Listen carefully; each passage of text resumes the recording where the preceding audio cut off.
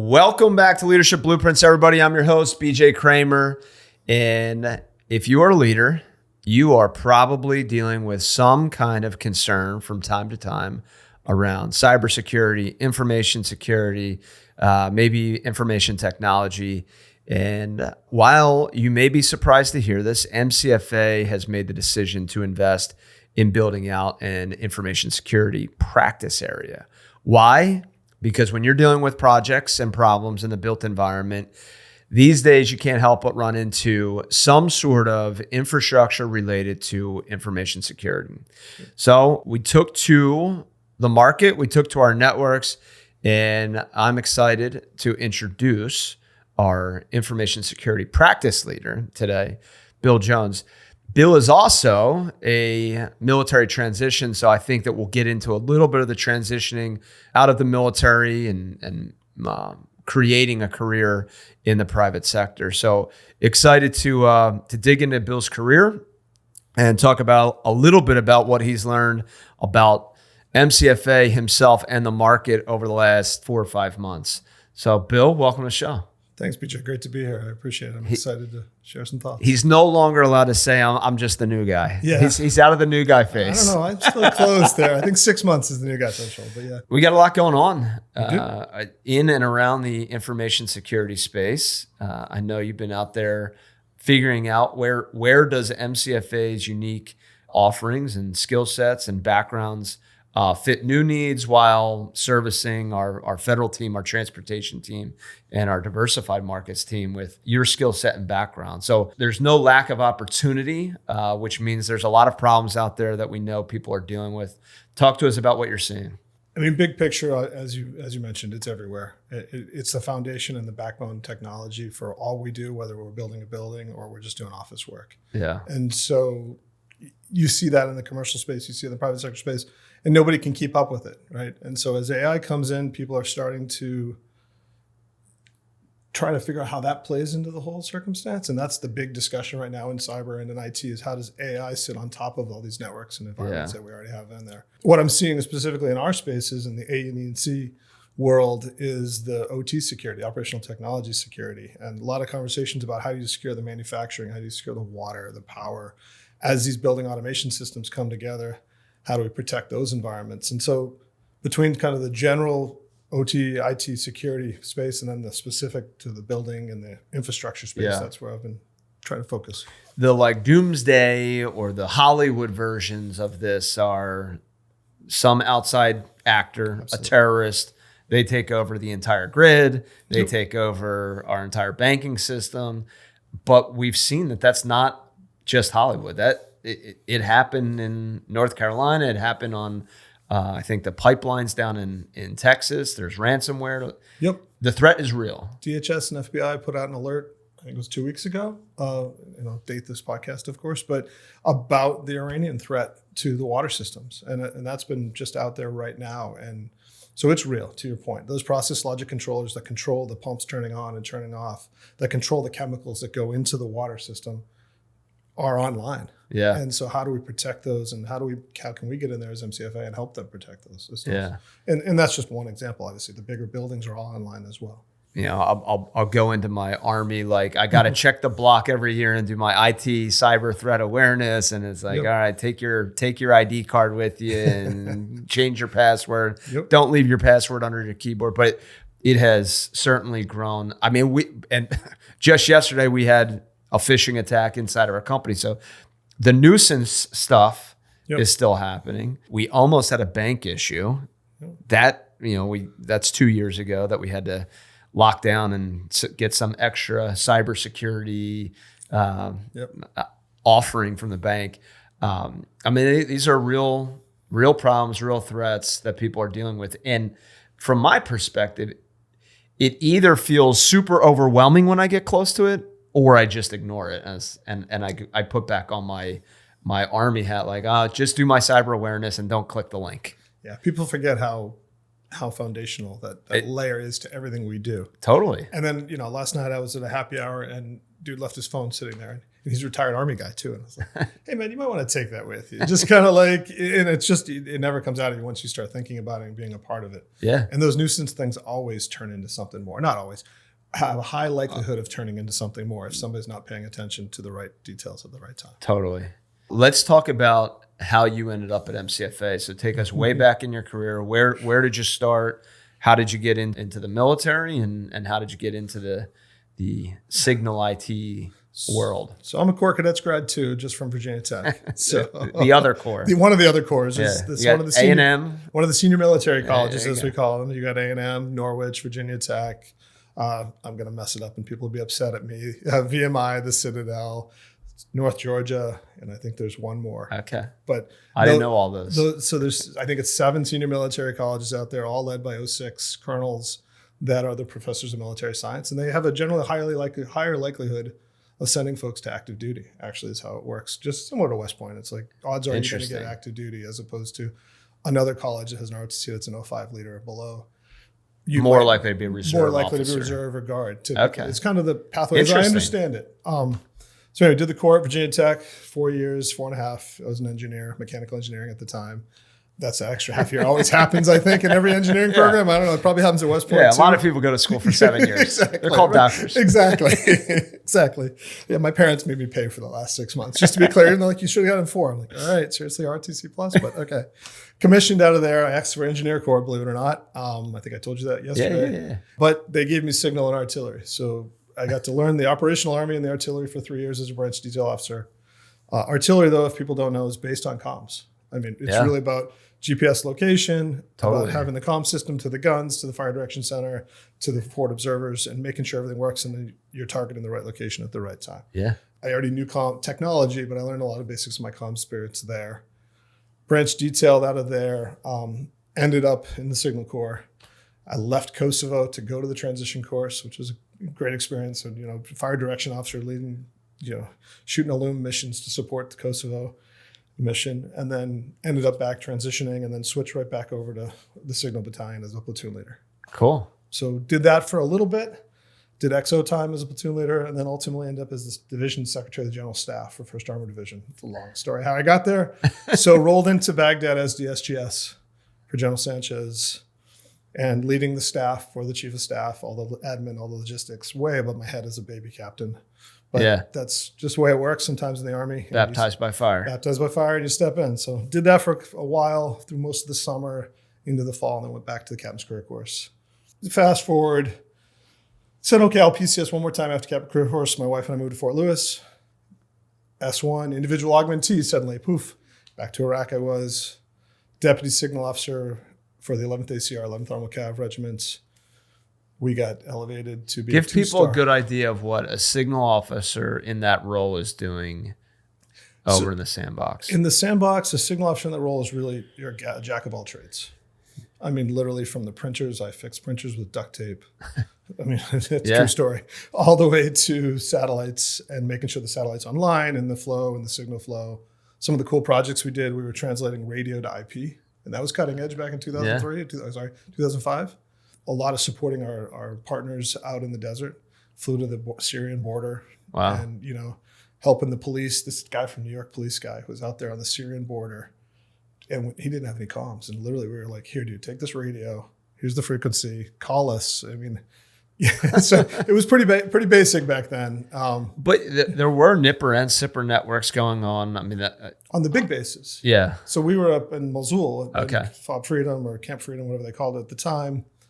But out on these small bases, it was west of Talafar, little outposts. They had no comms or very minimal comms, and they were with a lot of Iraqis, and so and other nationalities, and they were just on their own. So we're trying to help them stand up that capability. So a lot of good experiences. We got elevated to a 2-star command from a regiment. My boss became chief of FUOps, Future Operations, in the G3, and guess what? I was the signal officer for the whole northern Iraq. So all of the comms, instead of just helping make sure all the things worked, I was suddenly doing the strategy and the planning for the comms for all of northern Iraq, up into the Kurdish regions, all the way in all of northern Iraq, Talafar, Sinjar, all those regions. And making sure we were doing the right thing for the units we supported. Very cool. Anyway, went back. Was due for my third trip to Iraq. Said, okay, I'm married to a military officer as well. Thanks, but no thanks. Yeah, thanks, but no thanks. And I transitioned, got an MBA. All right. And so at Georgetown. Heard of it. Yeah, small school. Split my career and ended up doing a reserve career. Partially because when I started business school, I'm like, wow, where's the camaraderie? Yeah. I miss all the people. I miss the culture. So I'm like, all right, I'll do the reserves. They promised they wouldn't deploy me for 3 years. And they held their promise, to give them fairness, like they did. So, and that got me into cyber, actually. Okay. So I worked at JTF GNO, which was the precursor to U.S. Cyber Command, which was Joint Task Force Global Network Operations. It was the defensive of DOD. It was the task force that tried to defend all of DOD. And I was a watch officer. So midnight to 8, 4 to midnight, those kind of shifts so I could go to business school and still do reserve duty. Wow. I did that for 2 years. And then I built a whole reserve path where I had a couple commands in the reserves. I commanded as an 04, I commanded as an 05. Got a pinned on 06, deployed as the chief engineer for all the networks in the Middle East. So made sure all the contracts were in place, all the networks were operational, all the fiber lines. Did some cool trips. I saw pretty much every country we have a U.S. presence in the Middle East. I saw because of, hey, how's the network work? Yeah. What's the satellite connections to fiber? And then retired a couple of years ago. Very cool. All right, talk us about when you got off active duty, you went to MBA. What did you transition to on the civilian side? I was struggling. To Yeah. be honest. It was the culture. I didn't know, and I still work on that because it's like I really love the camaraderie. That's what I like about MCFA is the teamwork and the partnership and that shared value system. Yeah. So that's how I actually ended up at the FBI. Okay. As an internal consultant, they called it the Special Advisor Program. And so I went to FBI Cyber because I was doing cyber on the reserve side. They're like, hey, you know cyber. Nobody else knows cyber. You're going to FBI Cyber. So I worked for some of the senior leaders at FBI Cyber as they built out that program. It started as a really small program when I got there. By the time I left, they had really managed their program management across the enterprise for the Bureau, how they manage cases that were nationwide cases or global cases, and who manages which pieces of the offices. And the technical side as well is how do you put the various collection devices in place and put the data together to understand what the bad guys are doing. Yeah. So I did a lot of that work, a lot of strategy, some technical, had a great time, learned a ton, made a ton of relationships. But my last job was all about information sharing. And so I had a desk at the Fort Meade up at the National Security Agency. I had an FBI headquarters desk, and then I had a desk in Chantilly, one of our outside offices. And it was just kicking my butt. I was getting, I'm not a small guy anyway, but I was getting fat. And so, and as a reservist, that didn't work either. And Yeah. so a friend of a friend worked at Carnegie Mellon and said, hey, come on over. So I went to Carnegie Mellon as an engagement lead. So building relationships in cyber. So did that for State Department, DHS, did work plans, basically how can we get the really smart guys in Pittsburgh to help all these government problems. Yep. It was a great insight to all of government. The school was essentially trying to be an outside consultant. The school has what they call a federally funded research and development center. The Software Engineering Institute is inside of CMU. Okay. So I work for the Software Engineering Institute. Very so cool. They're mandated by DOD to work on hard problems. They have a certain number of folks they're allowed to do that for. And it was all in technical cyber kind of challenge. Very space. cool. My last big customer was the Postal Service there. And I got to know the CISO of the Postal Service really well. He's become a mentor and a friend and over time now. But then he's like, hey, I got this job coming open. I really like working with you. I'd love for you to apply. So obviously no guarantees, but I applied for a director level role for him and ended up leading governance, risk, and compliance for the Postal Service. So what that means to translate governance, risk, and compliance really is IT systems have inherent risk as they support the business. And business leaders are accepting that risk whether they know it or not. Correct. Back to my statement earlier. Back to your I statement either get close to it and get scared or I ignore it. Exactly. Yeah. And you're trying to be in that middle ground as a GRC leader to, hey, here's the risk. Are you sure you want to accept that? Right. Something simple as power. Do you have the power backup or not? That's resiliency. But do you want to spend the money on that power backup? Maybe not for an office building because they're just office workers. They can go home. Right. But for your data center, we should have continuity of operations. Exactly. Yeah. Simple trade-offs like that, but at scale. Yep. The Postal Service is 600,000 employees. I think it was 30,000 physical locations, if I remember. So we were trying to help the Postal Service do that at scale and then start to capture those risks. Hey, we made a decision to not back up our data over here. Is that acceptable to operations? And trying to get them to think that way, because change their mindset from operations to risk.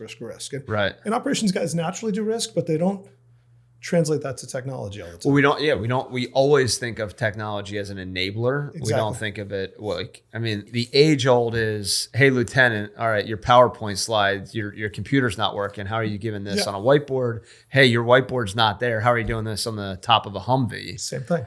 Very tactical level, but when you have, if you're Amazon, and all of a sudden you have a hack and your entire business operation relies on people being able to frictionlessly click and buy stuff. Exactly. Well, if you're using Amazon, right? Because Amazon has two halves of their data centers. Correct. Right? They've got the East and the West. Yeah. And so many customers, and I would say any people listening to this podcast that does this, ask where your data centers are. Because your natural, when you buy the use of the cloud for Amazon, you're typically buying in one or the other, East or West. Interesting. You're not buying the backup. You have to configure and buy the automatic backup to the other side. There's other ways you can do it in-house, but the idea of having both sides of the country is one data center goes away, you have an actual backup on the other side, so things just turn back on and keep running. But those are, again, that's a risk trade-off that you don't think about. And who really needs that, right? Yes. So online retailer, absolutely. Right. Postal Service? Postal Service, yes. Us, maybe not. We'll be okay. I mean, that's a lot of money to do that. Do we really need it? But our scale is so small, maybe we could afford to do it. Right. I mean, those kind of trade-offs. But that's the kind of stuff we did in GRC. And we stood up a whole risk committee up to the Deputy Postmaster General. So we were briefing on, here's our risk, what's our risk tolerance, trying to get them to really think about that. And all the way and then down to vulnerabilities, to the whole anthropic mythos thing that's just coming out right now about discovering all your vulnerabilities. We were trying to manage those vulnerabilities back then. Now I can't imagine what they're doing. They're probably trying to do that at scale with this coming out, and it's starting to get scary, even to me. So giving me a little bit of a masterclass. A client with a problem set coming to MCFA. You just gave a class recently to our internal team. What does the problem set sound like? What is that leader either not aware they have a risk of, or maybe they know and MCFA is a solution for them? Most of the time they don't know the technology that they use. It doesn't matter. Pick the team, pick the leadership team, pick the business. They know they have their computer and they know it's connected someplace over here. But they don't know. I've got Microsoft. Yes, but exactly, right? I got Microsoft. I got Microsoft 365, right? I'm in the cloud. Great. Yeah. I'm safe.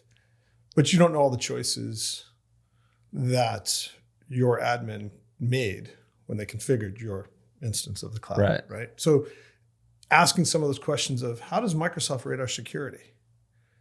Do we know how we can protect our identities in that Microsoft environment? MCFA can help you think through those things from an IT and IT security perspective, because it's not hard necessarily, but it's another layer of depth. About being deliberate. Deliberate and looking in the configurations and do you know the implications of turning on multi-factor authentication to the entire company? Right. And what is the change management process? And have you thought through how to do change management?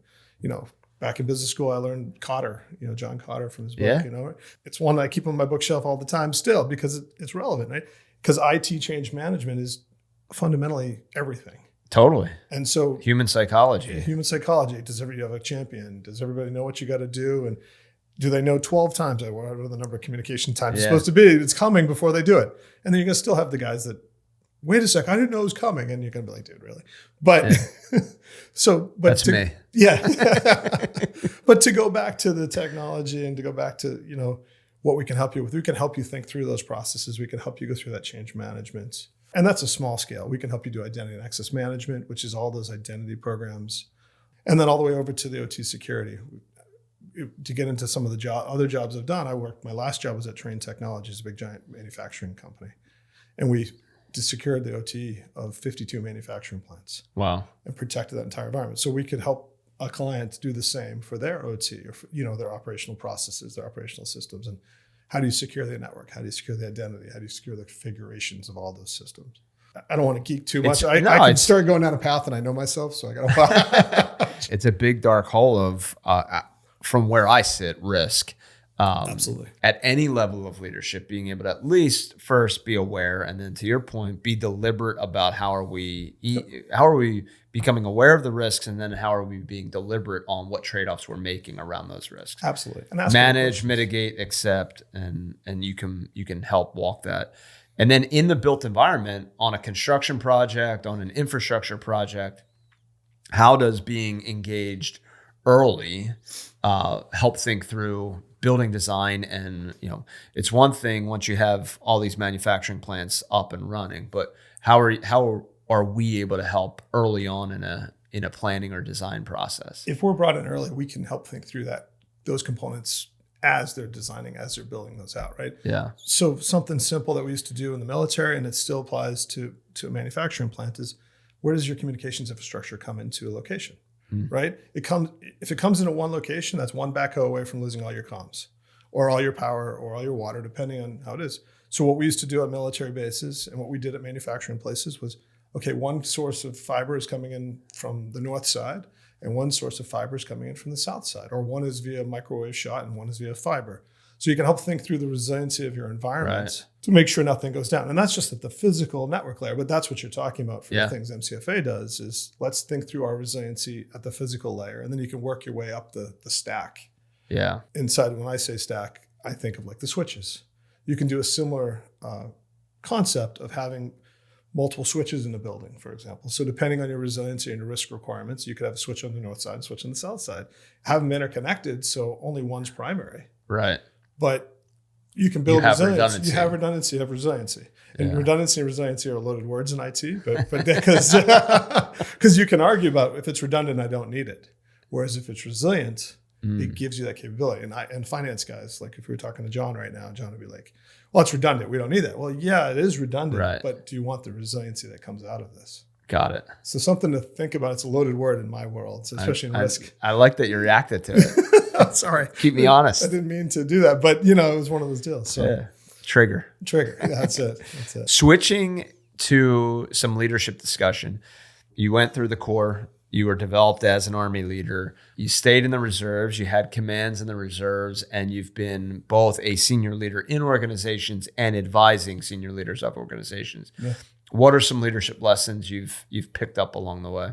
I thought about this before we got on here. I was like, what would just BJ going to ask me? Yeah. So I really wrote down trust. If your team doesn't trust you, if they don't know what you're going to do ahead of time, which is the communication piece of the trust, then nothing happens, right? And they don't trust that you're going to overreact or underreact either. Like they need to know that predictability of that trust. Like, okay. Totally. And so that was one thing I always worked on. It was always generally, I was the calmest leader ever. I did my best to. My wife would tell you I'm never calm, but steady, right? And so they knew the reaction they were going to get 99.9% of the time. So then when I did get upset, fire for effect. Exactly. Something's wrong. I mean, there's one story, and some of my guys ever end up listening to this, they'll laugh, but we ended up with a saying out of it. It ended up in my coin. I posted my coin. It said, communicate, effing communicate, because I lost my crap at one training event, and it was brand new to the unit, and I've been patient. I'm like, did you guys talk to you guys?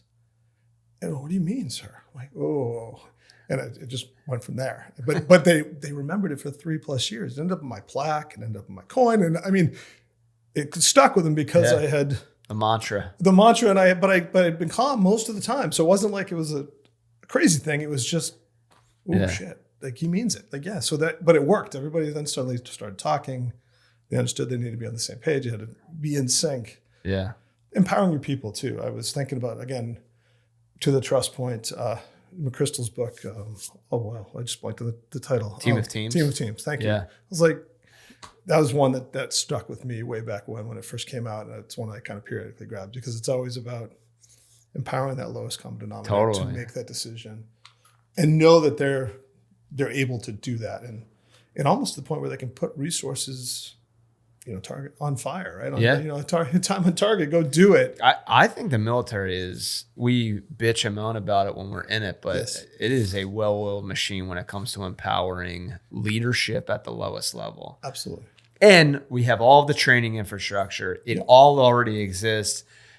Yeah. You know, The framework's already there. yes. That's the thing that corporate doesn't have. Like they don't have that baseline framework Correct. of trust. Yeah. Because you walk into a room with a former military guy at any organization, and you almost that trust framework always just Goes up. It's instantly. Yes. Yeah. You know, it's like, okay, I know where you're coming from. And Yeah. and it's good or bad. You know, it seems like I've ended up with military members on my team lots of times because of that. Because then it was like we could rely on each other and we knew where. Yeah, I love I'm biased, many of my civilian counterparts, Yeah. but there is an instant level. It's also a communication thing. I feel like I can be commander's guidance means something to somebody in the military. So from a leadership perspective, when I give commander's guidance, I feel like it's being received. I'm empowering and I'm delegating with more clarity. It's the rules though, but because those parameters, The frameworks. the frameworks are already in place, and so you don't have to teach the framework and then communicate. Correct. I mean, because when I was a train and when I was a postal, it very much you had to build the trust. You had to give them the framework you were operating from. You had to set the rhythm. Yeah. And then you could start to get to the point of, okay, now you got this.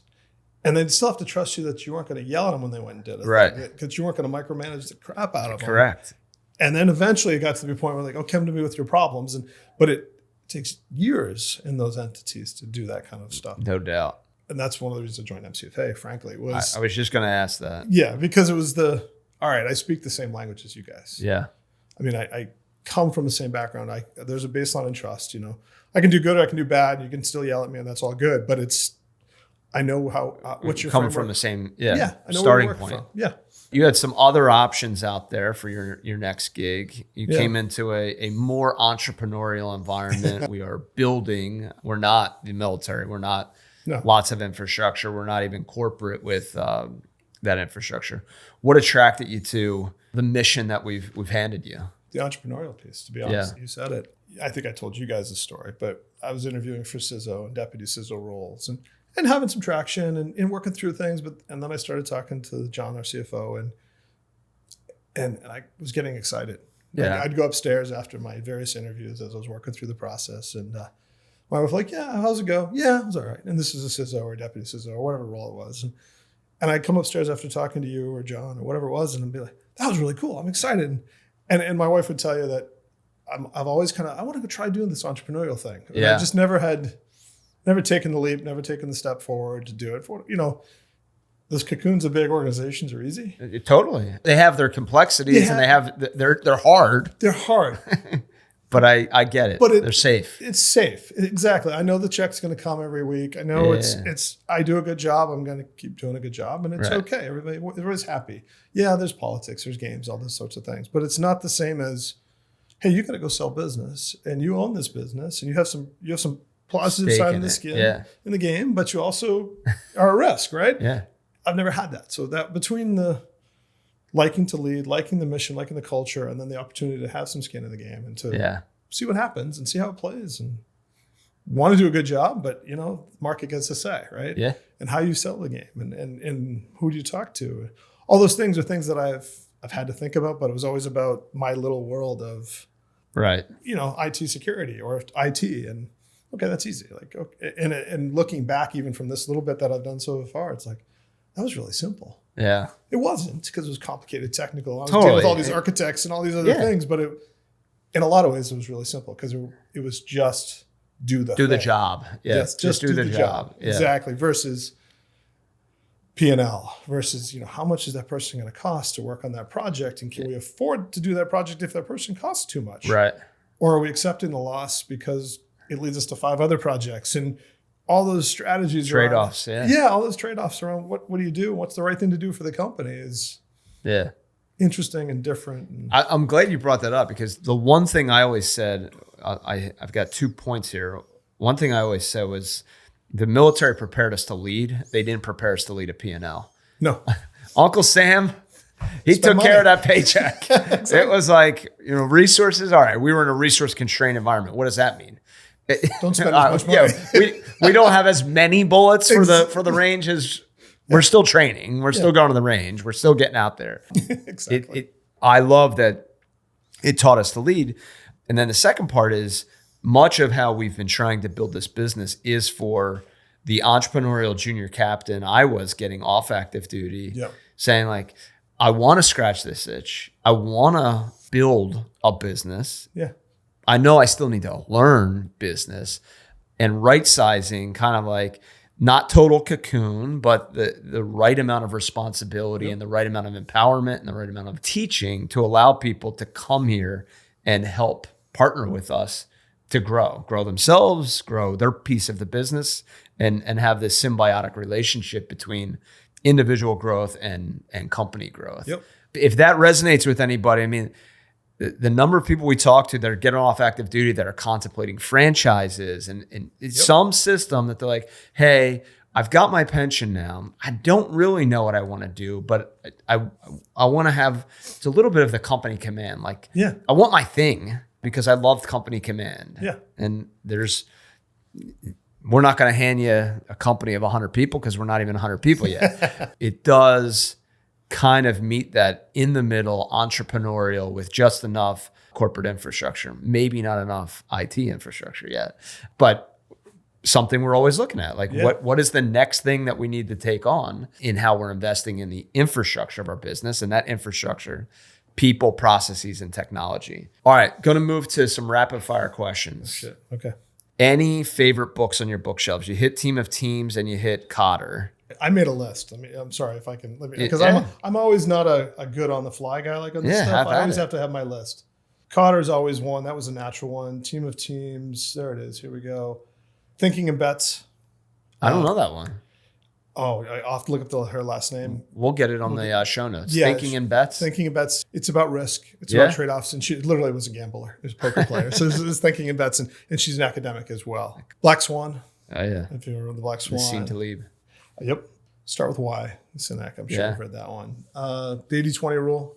Yeah. I assume, I figured after listening to when I was prepping, I listened to a couple. I'm like, all right, so these aren't going to be unique to BJ mostly. But thinking about it's not about me. It's about the audience. Well, even the hearing ideas about, there are still books that I've had audience or had interviews, and I still haven't gotten to. So, but those are good ones. Some of the go-to. McChrystal does a nice job in some of his other books as well. His Risk book is actually really good. Is it? I find it good in the sense of it translates our military experience to corporate.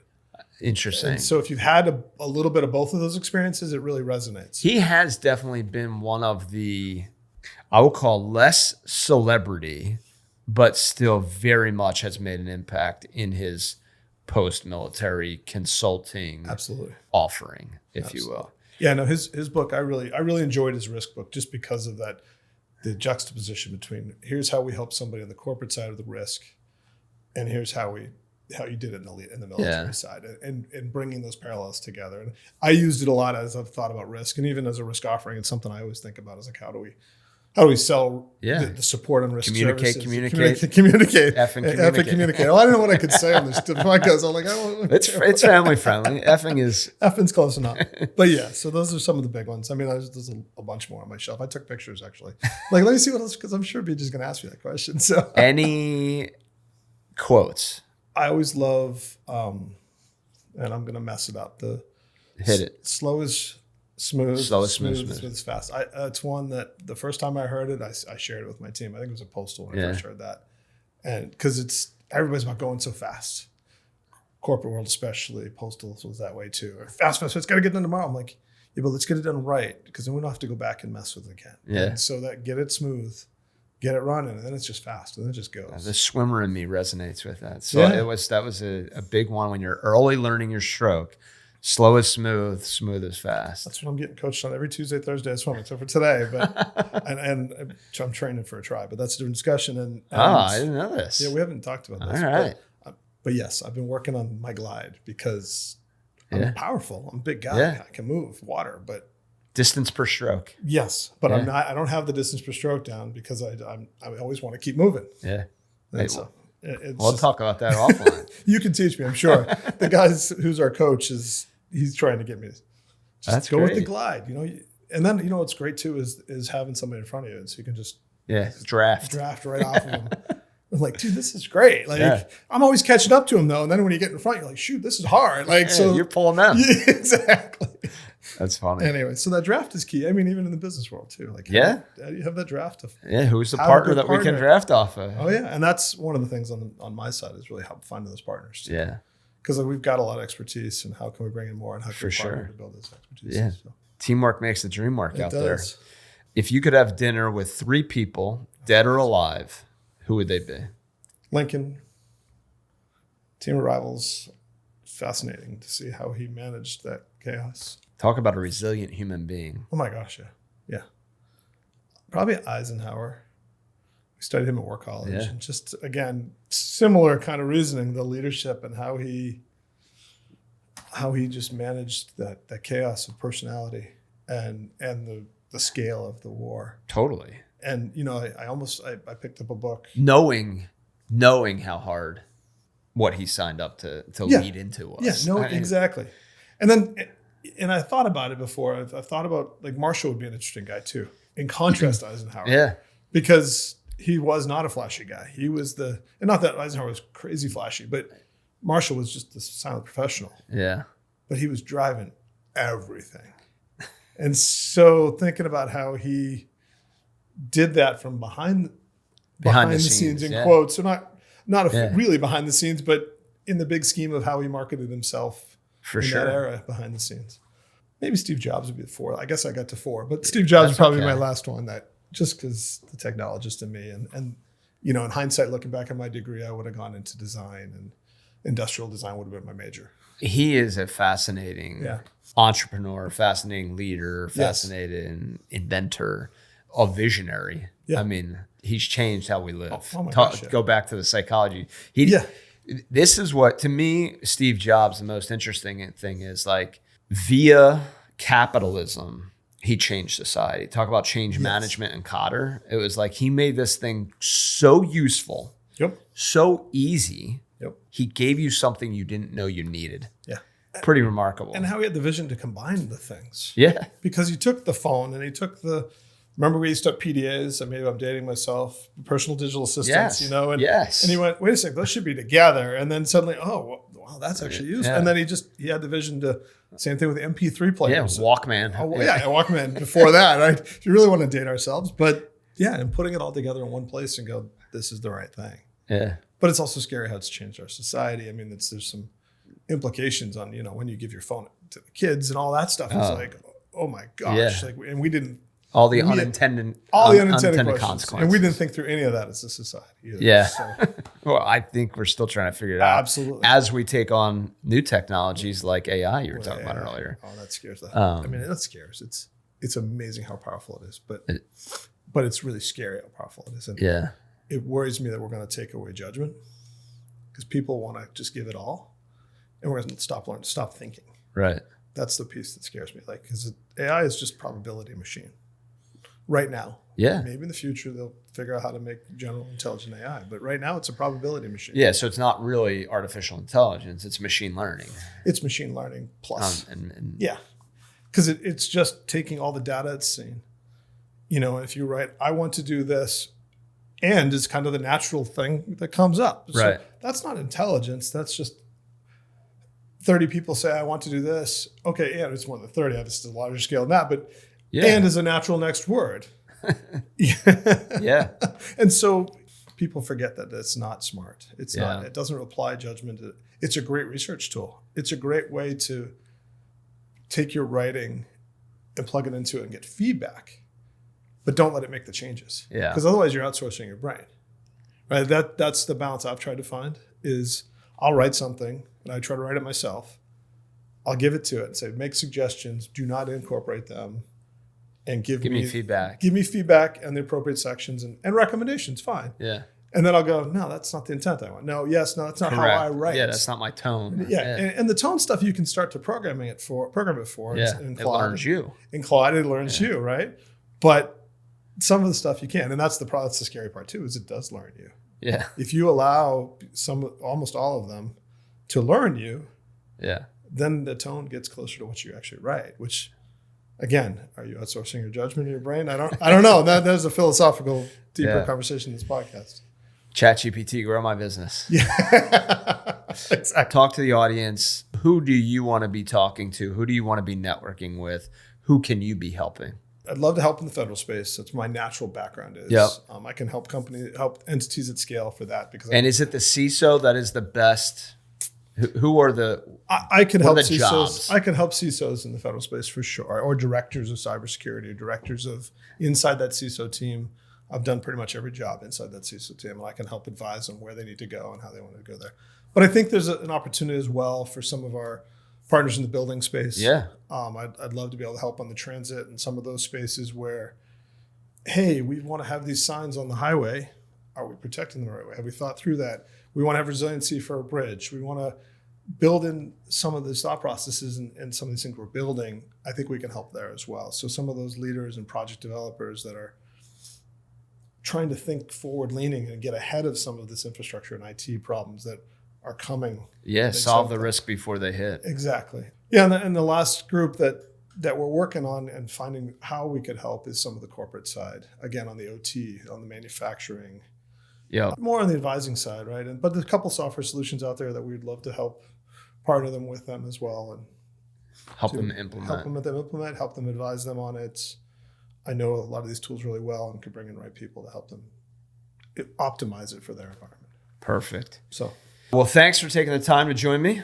Excited to have you on the MCFA team and excited to see how we can help impact the built environment and the info security space together. Listeners, audience, if you are enjoying this, if you enjoyed today's show, please do us a favor, like, subscribe, share it with somebody. If you know somebody we should be talking to in the CISO space or the information security space, even if it's just networking, Bill's information will be in the show notes. Please reach out to us, connect with us.